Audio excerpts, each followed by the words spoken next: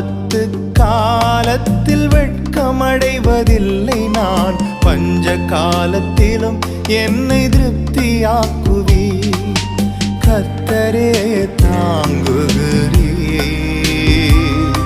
என் பாதையிலே நோக்கமாய் உள்ளீர். என் வழிகள் ஒன்றும் பிசகுவதில்லை,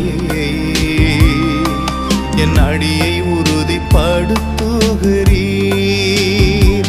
என்னை கர்த்தரே தாங்குகிறீர், என் பாதையிலே நோக்கமாய் உள்ளீர். என் வழிகள் ஒன்றும் பிசகுவதில்லை, என் அடியை உறுதிப்படுத்துகிறீர்.